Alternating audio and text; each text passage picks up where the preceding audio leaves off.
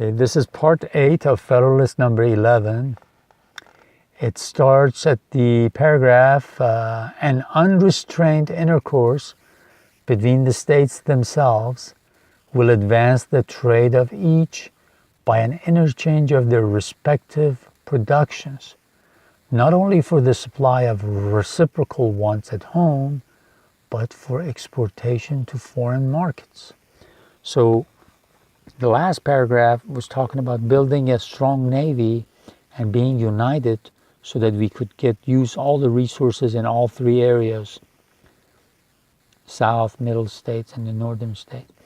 Here he's talking about the advantages of that union would bring, because trade between the states would be free and free-flowing. You won't have to block the trade and make it difficult. It's just resources or things that are easily available on one side of one state can easily go to the other, and vice versa. And that makes it good to the advantages of all the states. The veins of commerce in every part will be replenished and will acquire additional motion and vigor from the free circulation of commodities of every part. Look at what a beautiful sentence he uses. He compares it to the body. He says, if that free-flowing blood circulates through your body, all of the body will be rejuvenated. Get fresh life, stay alive, stay fresh. So he says, if this commerce between these states is not blocked, just like the free-flowing blood that circulates around the body and keeps the body live and rejuvenated, the same thing will happen inside our union. Commercial enterprise will have much greater scope from the diversity in the production of different states. Different states will produce different things that will flow freely between the states, and all of us will benefit. When the staple of one fails from a bad harvest or unproductive crop, it can call to its aid the staple of another. So another important thing is, if, let's say, one part of the country, because of bad weather or an emergency, staple does not grow. You can't grow enough grains, wheat, barley, hops, whatever it is, then the other states will come to the rescue. They probably haven't had that bad weather, so they can share their surplus food, and this way all the states stay strong and stay productive. The variety, not less than the value of products for exportation, contributes to the activity of foreign commerce. It can be counted upon much better terms with a large number of materials of given value than with a small number of materials of the same value, arising from the competitions of trade and from the fluctuations of market. Another thing is, we won't be at competition with one another about what to export, how much to charge, to undersell one of the other states. And what this will do is just give the advantage to our enemies. This won't be advantageous to us, but if you're a union, we can kind of agree to set the price, agree to see what we sell to others, and at the right time, the time that's right for us. So it makes a lot of difference for our future.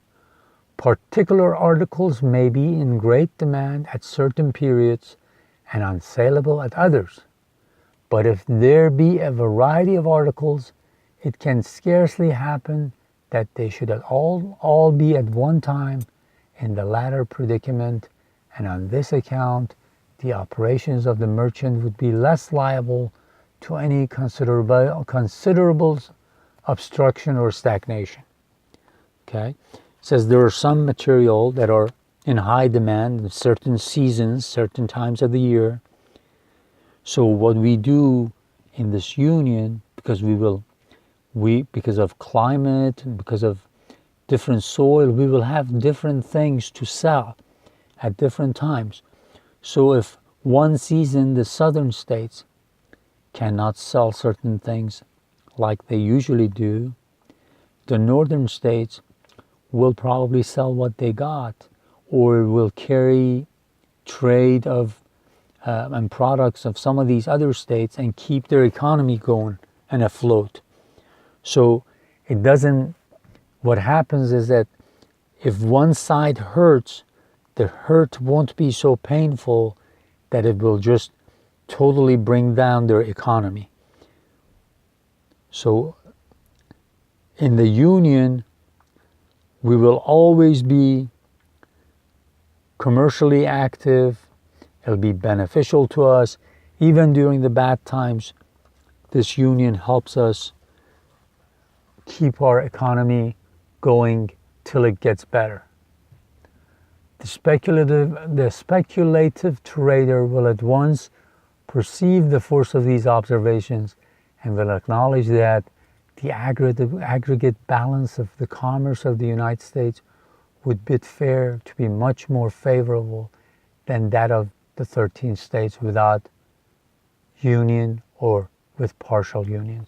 And he says anybody that knows a little bit about economy will definitely agree that the 13 states together in the union, aggregate, the addition of all the 13, would economically outbid and outdo than if we had 13 different states, 13 different countries, or we had like 3 or 4 confederacies. Let's say if the Southerners made a confederacy, the Middle States made a confederacy, and the Northeast made a confederacy. He says anybody who's wise and anybody who understands economy a little bit will agree that we all will be doing much better if we united together than if we were to go into becoming 13 different countries or 3 or 4 confederacies. The next paragraph reads, "It may perhaps be replied to this that whether the states are united or disunited, there would still be an intimate intercourse between them which would answer the same ends, but this intercourse would be fettered, interrupted, and narrowed by a multiplicity of causes, which in the course of these papers have been amply detailed. A unity of commercial as well as political interests can only result from unity of government." He says, if we are not a union, then the intercourse between us, the commerce between us, the communication between us will be blocked, will be interrupted, will be stopped, will sometimes not be regular, and because of multiplicity of causes, because of multiple, lots of causes. And we know that that will be definitely to our disadvantage. I mean, we will do some commerce, that's a given, but why put ourselves in a situation where this commerce is going to be interrupted?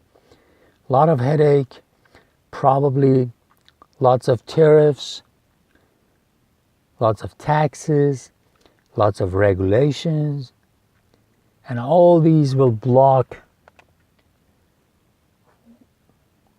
free flow of ideas as well as free flow of things. It says don't make this harder than it is. So the same thing for us human family. If we learn to disarm and put some of that energy into education, especially for girls around the world right now, for all the children of the world, we will have so many talented people, so many new jobs will be created, so many new ways of doing things we will come up with. I mean, truly, sky is the limit. Human creativity is amazing. If we free ourselves from shackles of war, war making, armament, and all the nasty things that come with it.